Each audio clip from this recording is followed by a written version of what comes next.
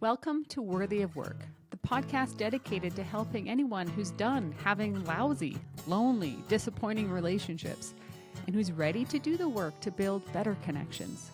I'm Stephanie Rivard, and if you've ever questioned your sanity, wondered if healthy relationships are even real, or wonder if there's anything you can do to attract or create a healthier relationship, you are exactly where you need to be. Together, we will unpack the healthy relationship skills no one taught us. Welcome back to Worthy of Work. Today we're going to cover something that, in my opinion, is just foundational for having a healthy relationship with ourselves so that we can have a healthy relationship with other people. And this is the concept of where is our worth and our truth rooted in.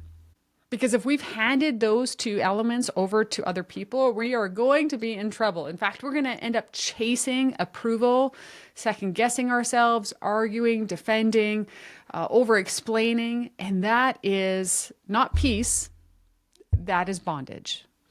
So we want to talk today about how to identify that, how to identify where is my worth and my truth rooted into. How do we bring that back into our sphere of control, and just cover that mechanism of assessing what do we do with other people's opinions when they contradict what we know or how we're feeling about a situation. We're going to look at that. I think it's really critical that we tidy this up. So how does this show up?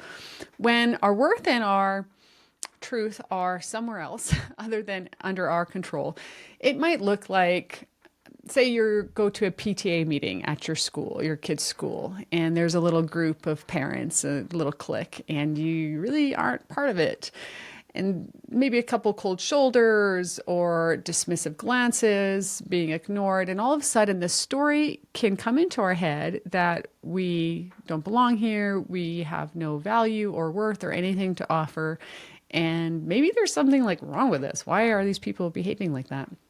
So what we've done there is we let an external situation determine our worth. And we have a moment where we can answer that, where we can tell ourselves the truth, where we can say, actually, that's okay that they have a relationship already founded that I'm not part of. And it's okay that maybe someone has rude skills. That doesn't reflect me, that reflects them.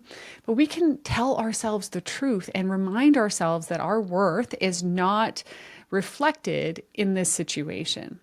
Another maybe more complicated example is, let's say your spouse is acting suspicious. There's a text on the phone from an old girlfriend or something after an unusually late night, and your gut is screaming at you something is wrong. Yet when you bring it to his attention, he dismisses it, says, oh, that's nothing. You're overreacting. You blow everything out of proportion. That didn't happen at all. And so someone else's words are now in complete contrast to what your gut is telling you, what you saw on a phone. And you have to decide, which one am I going to believe, my gut or the words of someone else? And this is where the question of where our truth lands really is important. When our truth is in the words of someone else, we're probably inclined to start finding evidence. Well, we need, if it's external, our source of truth is external, we're going to find more external data to support it. Instead of when our truth is internal, all we need to know is that our gut can be trusted, and let someone else's words contradict them. And that's okay. I'm not going to change what my gut knows or what I saw and what I experienced, and trust ourselves above trusting the words of someone else. This is hard. What about the situation where you've had yet another job interview and didn't get the offer? Maybe you get the call or the email and they say, sorry, just wasn't quite the right fit. We were looking for different skills, all the best. And this message can enter our mind to say, we are not good enough. We are, dismissed. We were rejected again. And we have a moment there where we can tell ourselves what is true, which is it wasn't the right fit and I have lots to offer.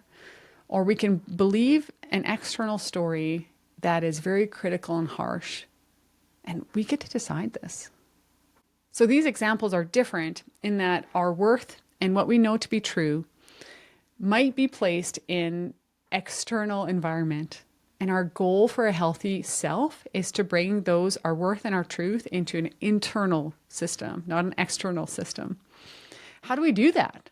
Right? How do we do that? Well, here's a couple ideas.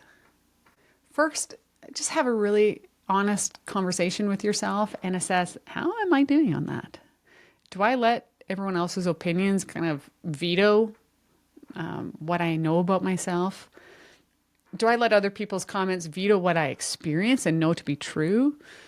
Do I let negative messages that I've heard or received or witnessed in my environment, do they get to decide the stories I tell myself about who I am and my worth and my value? And if so, then we can just start flexing these little muscles again and start finding ways of bringing our worth and our truth back under our sphere. And I'll give you a kind of really visual way of one way that I use to practice this. And it's kind of help us discern what we're going to do moving forward. I call it the Moldy sandwich test. I really do. It's silly, but it's a good visual, I think.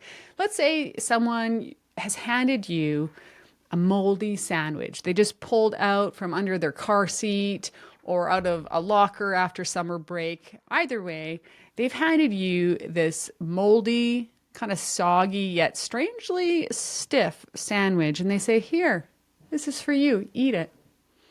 Now, this could be your boss, your ex, your partner, a friend, a parent, but they've handed this to you and they're telling you, it's delicious. Eat it. This is for you. This is a good thing for you. What are you going to do? Well, I hope you're not going to eat it. I hope you're going to say, that's gross. I don't know what you're looking at, but there's no way I'm going to consume that. That's a moment of discernment. So from here on out, I want you to practice this type of discernment. When someone hands you a comment, feedback, or like a weird vibe, you can pause and ask yourself, is this garbage? Is this true?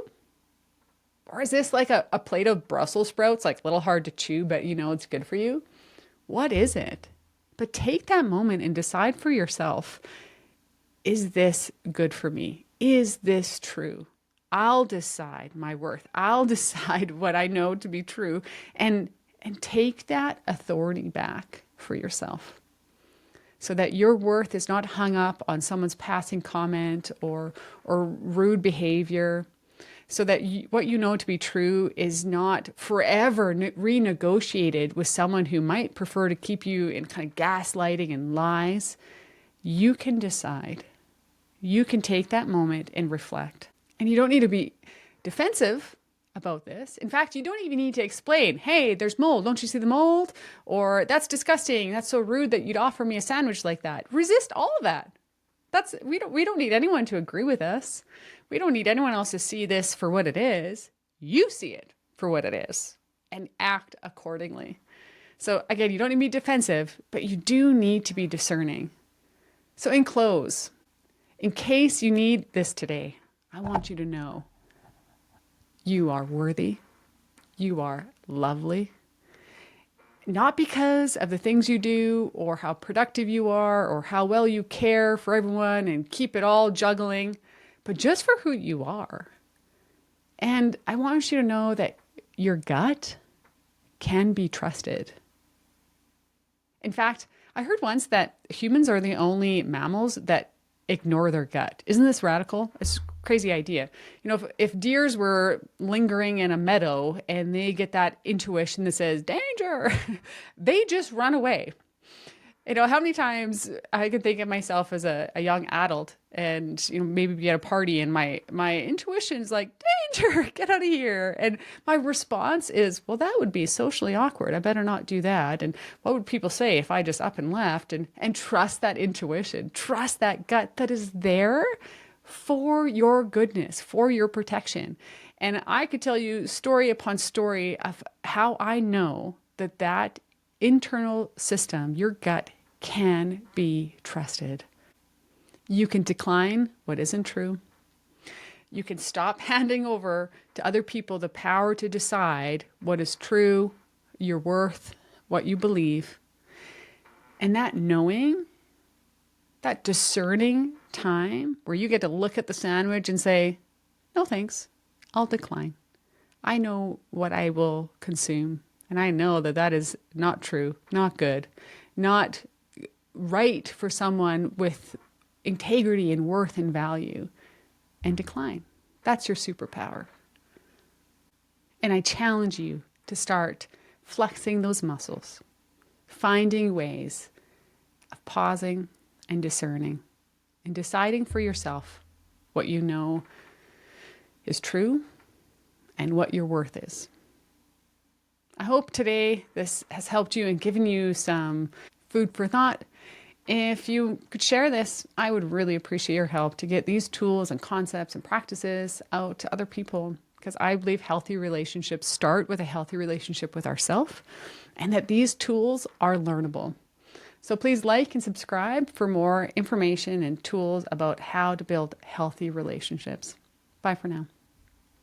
That's it for today's episode. If this resonates with you, please subscribe, share, or leave a review. It helps more people find this work. And remember, I'm not a therapist. I'm just someone who once thought dysfunction was pretty normal. I wanted better and learned new tools. And so can you.